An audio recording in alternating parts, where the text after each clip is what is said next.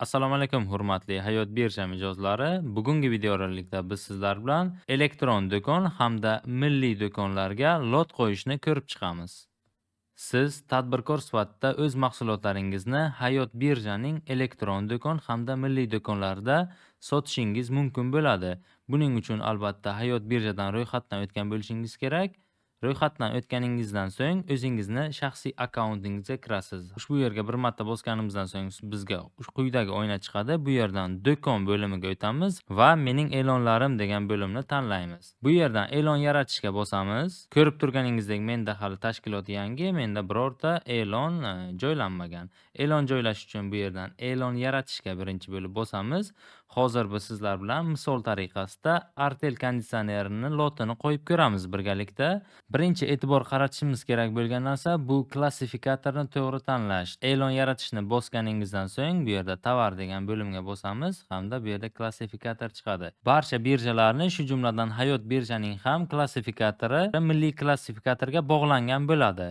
Bu yerda tasniflagich.mf.uz saytidan siz o'zingizga kerakli bo'lgan tovarni izlab, kodi hamda toifasini qidirishingiz mumkin. Bizda bu konditsioner edi, shuning uchun konditsioner deb yozamiz. O'zimizni mahsulotimizga mos klassifikatsiyani tanlaymiz. Misol uchun bizni mahsulotimiz bu bitovoy konditsioner. Bitovoy konditsioner bu maishiy konditsioner bo'ladi. Ushbu bo'limga o'tadigan bo'lsak, maishiy konditsioner degan bo'lim bor. Biz buni ko'chirib olamiz, ushbu bo'limga qo'yamiz va bizga konditsionerning kodi hamda nomi kelib chiqadi. Ushbu bo'limga bosganimizdan so'ng mana bu qizil degan joylari bu majburiy to'ldirilishi lozim bo'lgan qismlar hisoblanadi. Qizil qo'yilmagan joylarni siz to'ldirishingiz shart emas. Birinchi bo'limda konditsionerimizning freon turini so'rayapti. Bu yerda R410 misol uchun quvvat sarfini so'rayapti. Bu yerdan konditsionerimizning quvvat sarfini ko'rib olamiz. Konditsionerlar uchun quvvat sarfi o'rtacha 2 kilovatgacha. Bu yerdan maishiy konditsioner turini so'rayapti. Bu yerdan split tizim bo'ladi. Keyingi bo'limda ichki blok turi deyapti. Bu kanalni bo'ladi. Inverter turi, inverteri bor bo'lishi mumkin, invertersiz bo'lishi mumkin. Quyidagi konditsionerimiz inverterli, shuning uchun inverter turiga ha deb qo'yamiz, ya'ni inverteri bor. Konditsionerimizning shovqini haqida ma'lumot so'rayapti. Shu bo'limdan bo'lishi xarakteristik degan joyiga bosadigan bo'lsak, 42-50 atrofida ekan. Buni ham belgilab olamiz. Bu yerda 30 dan yuqori ekan, demak 30 dan yuqori belgilaymiz hamda o'lchov birligiga bu dona hamda to'plam bo'lishi mumkin. Bizda to'plam bo'ladi, sababi konditsionerimiz split sistema. So'ngra esa qo'shish degan tugmani bosamiz. Bu yerdan yuborishga bosamiz. Bizga quyidagi oyna paydo bo'lib chiqadi. Bu yerda tovarimizning tasnifi qoralamada turibdi. E'tibor uchun mana bu yerdan mana bossangizlar agar qoralama degan bo'limi bor. Bu Hayot birjaning qulayliklaridan biri hisoblanib, sizda barcha qilayotgan amallaringiz saqlanib bo'lib boriladi, ya'ni saqlab boriladi. Bu yerdan qaytib biz bosib o'zimizni lotimizni davom ettirishimiz mumkin. E'lonimizni birinchi bo'lib marka so'rayapti. Markaga konditsionerimizning markasini kiritamiz. Bizda konditsioner markasi quyidagicha, bu yerda kod tovar deyapti. Aslida bu konditsionerimizning markasi. Markani ko'chirib olib bu yerga markani bosamiz. Ishlab chiqaruvchi deyapti. Ishlab chiqaruvchiga biz Artel deb yozamiz yoki Artel Electronic Manufacturing, farqi yo'q. Artel. So'ngra ushbu bo'limda mening e'lonlarimni milliy do'kon reyestriga kiriting degan bo'lim bor. Agar siz mahalliy ishlab chiqaruvchi bo'lsangiz, milliy do'konda o'z mahsulotlaringizni sotishingiz mumkin. Milliy do'kon haqida keyinroq aytib o'taman batafsil. Agar sizga milliy do'kon haqida ma'lumot hoziroq kerak bo'lsa, unda videoning ostida time kod bor, undan foydalanishingiz mumkin. Hozircha biz elektron do'konga lot joylashni ko'rib chiqamiz. Bu yerda ishlab chiqaruvchi davlatga O'zbekiston qo'yilgan. Artel O'zbekistonda ishlab chiqariladi. Agar boshqa davlat mahsuloti bo'lsa, ushbu davlatni kiritishingiz kerak bo'ladi. Bu yerda ham xuddi o'shana qizilchasi bor joylarning barchasi to'ldirilishi shart. Yaroqlik muddati deyapti. Yaroqlik muddati bir 3 yil qo'yishingiz mumkin bemalol.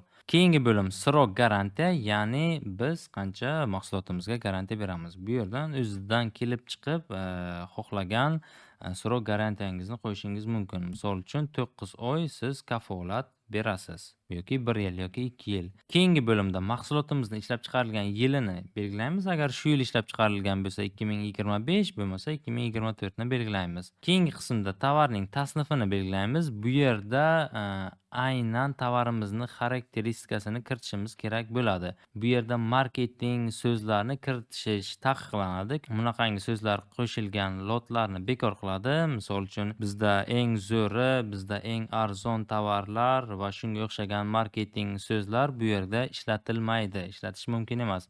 Bu yerga faqat mahsulotimizni xarakteristikasini kiritamiz. Bu yerdan bo'lshi xarakteristikaga bosadigan bo'lsak, mana misol uchun BTUsi, freoni va boshqa xarakteristikalari bu xarakteristikasi bo'ladi. Aynan shu ko'rsatkichlarni ko'rsatsak agar lotimiz bemalol o'tadi. Shundan ko'chirib olib stavit qilamiz. Agar biz milliy do'konga lot joylashtirsak, bu yerdan litsenziyani ha deb belgilaymiz. Biz hozir elektron do'konga birinchi joylayapmiz. Shuning uchun yo'q deb belgilaymiz. Faylni yuklash, bu yerda albatta litsenziya yoki sertifikatingizni yuklash kerak bo'ladi. Bu albatta milliy do'kon uchun. Endi yetkazib berish muddatini belgilaymiz. Agar siz ushbu mahsulotni 1 kunga yetkazib bera bilsangiz, unda 1 kun qo'yasiz yoki bo'lmasa 3 kun yoki 5 kun qo'yishingiz mumkin. Bu yerda men 3 kun qo'yaman. Tovarimizning narxi, mahsulotni sotish narxini belgilaysiz. Bemalol bu yerga o'zingiz xohlagan narxni qo'yishingiz mumkin. Asosiysi bu klientlarni jalb qilish. Bu yerda skladingizdagi sonni kiritasiz. Agar skladingizda shunaqangi konteynerdan 10 ta bo'lsa 10 ta qo'ying, 100 ta bo'lsa 100 ta qo'ying, 1 dona bo'lsa 1 dona qo'ying. Bu yerdan minimal miqdor, misol uchun siz faqat 100 tadan sotasiz yoki 5 tadan sotasiz yoki 10 tadan sotasiz. O'shani kiritishingiz mumkin. Bu yerga misol uchun men 5 qo'yadigan bo'lsam, u 1 dona tanlolmaydi, 3 ta ham tanlolmaydi. U eng kamida minimal 5 ta tanlash kerak bo'ladi. Keyingi bo'limda maksimal miqdor misol uchun 10 ta. Bu yerni endi o'zingizdan kelib chiqib to'ldirasiz. Keyingisi yetkazib berishingiz kerak bo'ladigan regionni tanlaysiz. Bu yerdan siz agar O'zbekiston bo'ylab albatta bosishingiz mumkin yoki bo'lmasa aynan qaysidir tumanni belgilashingiz mumkin. Xullas o'zingizga qulayini belgilang. Men butun respublika bo'yicha qo'ydim. Misol uchun Toshkent, Qoraqalpoq, barcha O'zbekiston Respublikasi bo'yicha yetkazib bera olaman degani. Keyingi bo'limga rasm, bu yerda rasm yuklashingiz kerak bo'ladi. Rasmga iloji bo'lsa sifatli hamda mahsulotni o'zini rasmini yuklang. O'shanda moderatordan bittaga o'tadi. Biz konditsioner rasmini olamiz. Nojnitsadan foydalanaman. Bu yerdan sozdatni bosamiz hamda konditsionerimizni skrin qilib olamiz.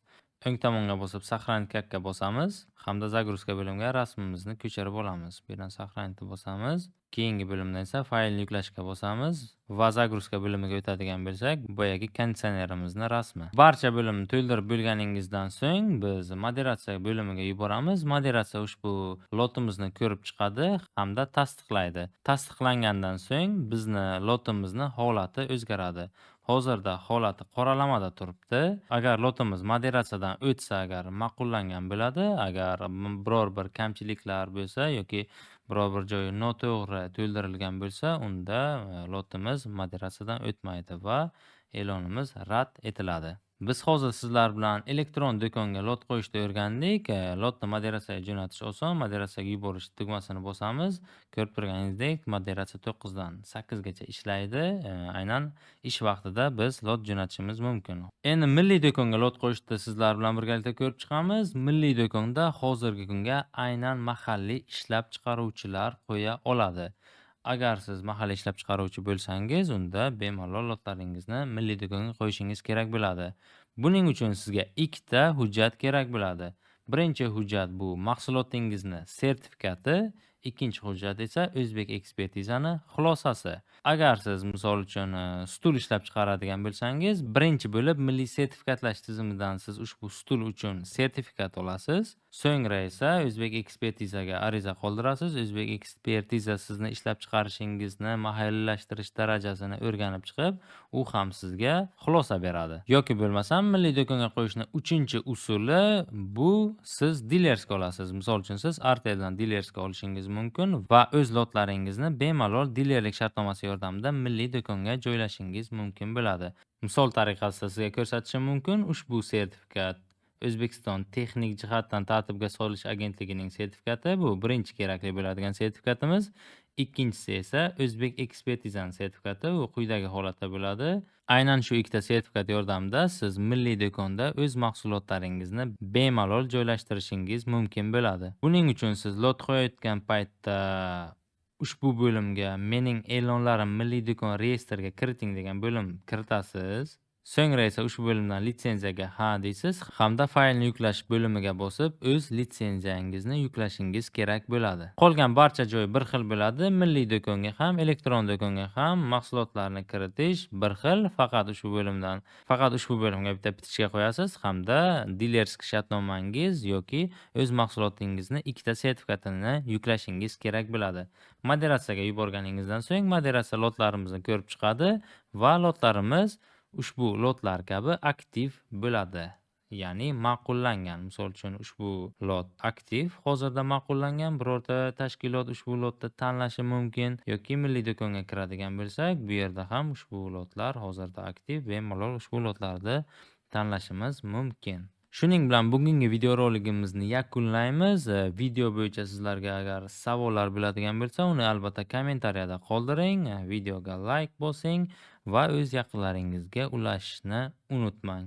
Yangi videoroliklarda ko'rishguncha xayr deb qolamiz. Barchangizni Hayot birja platformasida kutamiz.